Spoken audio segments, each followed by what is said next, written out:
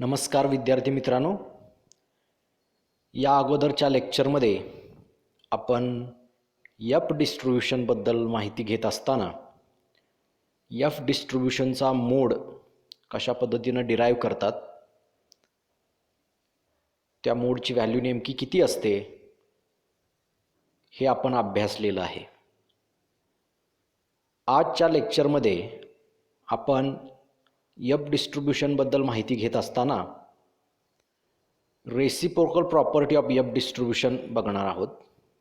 म्हणजे एफ हे variable F distribution follow करत असेल तर distribution of 1/f, that is distribution of 1/x if x follows a f distribution with n1 and n2 degrees of freedom.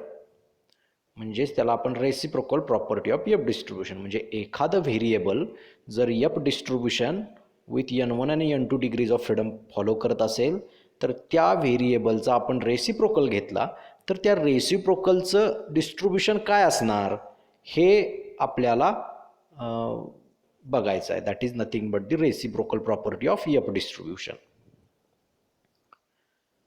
आता ही reciprocal property बघत असताना आपल्याला पहिल्यांदा एक गोष्ट माहिती आहे की our x follows F distribution with n1, n2 degrees of freedom, having PDF f of x is equal to n1 upon n2 raised to n1 by 2 upon beta n1 by 2, n2 by 2 into x raised to n1 by 2 minus 1 upon 1 plus n1 upon n2 into x raised to n1 plus n2 divided by 2, where x lies between 0 to infinity and f of x is equal to 0 otherwise.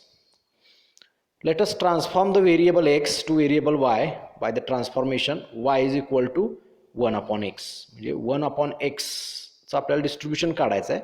त्यामुळे आपण x 1 upon x असा reciprocal घेतला xचा आणि त्याला आपण y असं म्हटलं तर x इक्वल टू आपल्याला काय व्हॅल्यू मिळेल तर x equal to 1 upon y अशी व्हॅल्यू मिळेल. So now differentiating both the sides, दोन्ही साइड जर आपण डिफरन्शिएट केल्या तर after differentiating both the sides we get dx is equal to 1 minus 1 upon y square into dy. म्हणजे dy y चा जो डेरिव्हेटिव्ह आहे ते y चं डेरिव्हेटिव्ह 1 upon y चं डेरिव्हेटिव्ह काय होणार minus 1 upon y square into dy. This is dx equal to 1 minus 1 upon y square into dy. So dx upon dy will be minus 1 upon y square. So mod of dx upon dy is equal to 1 upon y square. Now the range of x, as we know, y is equal to 1 upon x. So if x is lies between 0 to infinity, then y will also lies between the 0 to infinity. Hence PDF of y आपण कसं काढतो तर g of y is equal to f of x into mod of j. म्हणजे तुमच्या original जो variable आहे त्याचं PDF multiplied with the Jacobian of transformation and that PDF f of x त्या x मध्ये x च्या ठिकाणी फक्त y ची व्हॅल्यू पुट करायची. Okay, so g of y is equal to पहिल्यांदा आपण f ऑफ x तसाच लिहून घेऊया आणि नंतर पुढच्या स्टेपला आपण काय करणार आहोत x ची व्हॅल्यू जी आहे ती y च्या संदर्भातली स्वरूपातली ती पुट करणार आहोत. पहिल्यांदा आपण तशाच पद्धतीने लिहिलं g of y is equal to n1 upon n2 raised to n1 by 2 x raised to n1 by 2 minus 1 upon beta n1 by 2 n2 by 2 into 1 plus n1 upon n2 x raised to n1 plus n2 by 2 into 1 upon y square. ह्या 1 upon y square म्हणजे mod जे आहे. So आता next लाईनला आपण एक्सच्या ठिकाणी फक्त जे एक्सची व्हॅल्यू आहे वायच्या स्वरूपातली ती पुट करणार आहोत. So n1 upon n2 raised to n1 by 2 into 1 by y raised to n1 by 2 minus 1. तर 1 by y म्हणजे एक्सची व्हॅल्यू आहे 1 upon y divided by beta n1 by 2 n2 by 2 into 1 plus n1 upon n2 into 1/y bracket raise to n1 plus n2/2 into 1/y². अशा पद्धतीनं ती yच्या स्वरूपातली एक्सची value put केली. आता आपल्याला adjustment करायची आहेत. आता ॲडजस्टमेंट आपण कशी करणार बघा. आपल्याला 1/y raise to n1/2 minus 1 आहे, म्हणजेच 1 म्हणजे 1 divided by y raise to n1/2 minus 1 असं आहे. आणि इकडं एक जॅकोबियन ऑफ ट्रान्सफॉर्मेशनचा पण 1/y² आहे. त्यामुळं त्या दोघांच्या काय होतील, पॉवर ॲड होतील. त्यामुळं n1/2 मायनस 1 प्लस 2, त्यामुळं -1 + 2 + 1 होईल. त्यामुळं डिनॉमिनेटरला y रेस टू n1/2 + 1 असं ते येईल ॲडजस्टमेंट. अजून काय होईल, अजून आपल्याला डिनॉमिनेटरमध्ये n1 + n1 डिनॉमिनेटरमध्ये 1 + n1/n2 into 1/y raise to n1 + n2/2 आहे. ते काय होईल, 1/1 + n1/n2 into 1/y whole raise to n1 + n2/2 असं आपण ते लिहिणार आहोत तिथं. मग असं लिहिल्यानंतर न्यूमरेटर आणि डिनॉमिनेटरला आपण n2/n1 into y raise to n1 + n2/2 ह्यांना मल्टिप्लाय करणार आहोत. त्यांना जर आपण मल्टिप्लाय केलं तर आपल्याला काय होईल बघा. इथं मल्टिप्लिकेशन मी करतोय. So multiplying numerator and denominator by n2/n1 into y raise to n1 + n2/2.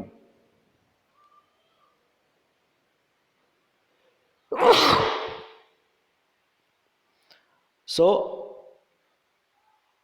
n1/n2 raise to n1/2 upon beta n1/n2 n1/2 n2/2 1/y raise to n1/2 + 1. आणि ते न्यूमरेटर आणि डिनॉमिनेटरला मल्टिप्लिकेशन घेतल्यानंतर आपल्याला काय मिळते बघा, n2y/n1 न्यूमरेटरमध्ये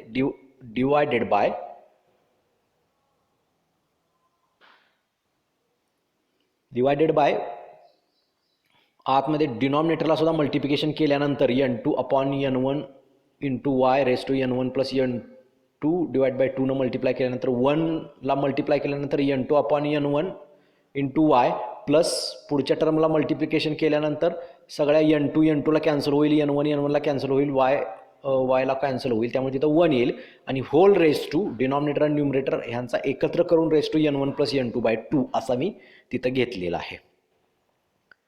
सो हे सिम्प्लिफाय केल्यानंतर काय मिळते आपण बघणार आहोत. आता इथं जर आपण सिम्प्लिफाय केलं तर बघा n1/n2 जो आहे त्याचा n1 + n2/2 ही जी पॉवर आहे, त्यामुळं इकडचा n1/n2 raise to n1/2 G power आहे त्यातली ती पॉवर कॅन्सल होईल. फक्त n2/n1 रेस टू n2/2 एवढी पॉवर राहील. कारण n2ला n2 कॅन्सल होणार आहे त्या पॉवरसहित, n1ला n1 कॅन्सल होणार आहे त्याच्या पॉवरसहित. फक्त n2/n1ची n2/2 ही पॉवर शिल्लक राहणार आहे. त्यानंतर y जो आहे आपला y, तो डिनॉमिनेटरला जो y आहे तो न्यूमरेटरला जर आपण घेतला तर तो मायनस होणार आहे. y रेस टू -n1/2 - 1 अशी होणार आहे. आणि न्यूमरेटरला जो y आहे तो न्यूमरेटरचा y n1/2 + n2/2 असा आहे. त्यामुळे n1 जी टर्म आहे ती कॅन्सल होईल आणि n2/2 - 1 y raise to n2/2 - 1 ही टर्म फक्त शिल्लक राहील. आणि डिनॉमिनेटरला 1 + n2/n1 इंटू y अशी शिल्लक राहील. सो बघा इथं मी सिम्प्लिफिकेशन केलं आहे. ज्या ज्या टर्म होत्या त्या टर्म कशा पद्धतीने येत आहेत बघा. n1/n2 रेस टू n1/2 आणि न्यूमरेटरचा जो n1 + n2/2 जो होता मल्टिप्लिकेशन घेतल्यानंतर त्यातला n2/n1 रेस टू n1/2 आला. n2/n1 रेस टू n2/2 तसाच घातांकाची बेरीज सेपरेट केलेली आहे. 1/y रेस टू n1/2 + 1 आणि y raise to n1 + n2/2 upon beta n1/2 n2/2 into 1 + n2/n1 into y raise to n1 + n2 divide by 2 अशा पद्धतीने येईल. त्यामुळं n1, n2 n1 upon n2 race to n1 जो आहे तो n2 upon n1 raise to n1/2 हे cancel होईल. त्यामुळे n2 upon n1 raise to n2/2 शिल्लक राहील आणि y raise to n2/2 minus 1 शिल्लक राहील. त्यामुळे न्यूमरेटरला आपल्याला काय मिळेल, n2 upon n1 raise to n2/2 y raise to n2/2 minus 1 divided by beta n2 upon 2 comma n1 upon 2 into 1 plus n2 upon n1 y bracket raised to n1 plus n2/2 where y lies between 0 to infinity. आता हे जर तुम्ही PDF पाहिलं तर हे PDF काय होतंय, F डिस्ट्रीब्युशनचंच PDF दिसतंय, फक्त पॅरामीटर्स थोडक्यात त्याच्या डिग्रीज ऑफ फ्रीडम काय झाल्यात, उलट्या झाल्यात. n1 ची n2 झाली, n2 ची n1 झाली. त्यामुळे y follows F distribution with degrees of freedom n2, n1. अशा पद्धतीने ते आपल्याला मिळेल. हे y follows F distribution with n2, n1 degrees of freedom. म्हणजे याचाच अर्थ काय, तर एखादं व्हेरिएबल जर एफ डिस्ट्रीब्युशन फॉलो करत असेल n1, n2 डिग्रीज ऑफ फ्रीडमनी, तर त्याचा रेसिप्रोकल हा काय करतो, एफ डिस्ट्रीब्युशन फॉलो करतो n2, n1 डिग्रीज ऑफ फ्रीडमनी. Okay, so this is the reciprocal property of F distribution. Now we have to see the interrelationship among T, F and chi-square variables. Now relation between T and F. Note that if Z and chi-square are independent random variables, with Z follows a standard normal distribution and chi-square follows a chi-square with n degrees of freedom, then we get T is equal to Z upon square root of chi-square divided by n follows a T distribution with n degrees of freedom. Then clearly T square follows the F distribution with 1, n degrees of freedom. म्हणजे तुमचं T distribution जे असतं त्या T distribution किंवा T व्हेरिएबलचा square केला तर that follows a F distribution with 1 and n degrees of freedom. This is the relation between T and F. Now the relation between F and chi-square. F and chi-square मधलं काय relation आहे, तर if F follows F distribution with n1, n2 degrees of freedom, so as n2 tends to infinity, n1 into F follows a chi-square distribution with n1 degrees of freedom. This is the relation between F and chi-square. Now we have to find the skewness of F distribution. How to define or narrate the skewness of F distribution? So we know that mean is equal to n2 upon n2 minus 2 for n2 is greater than 2. This is the mean of F distribution. Similarly, variance of F distribution is 2n2 square into n1 plus n2 minus 2 upon n1 into n2 minus 2 bracket square into n2 minus 4. This is for n2 is greater than 4.